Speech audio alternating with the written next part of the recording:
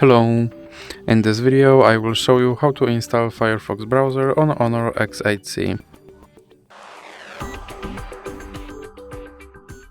So you have to start by opening your Google Play Store, then click on search bar and type in Firefox.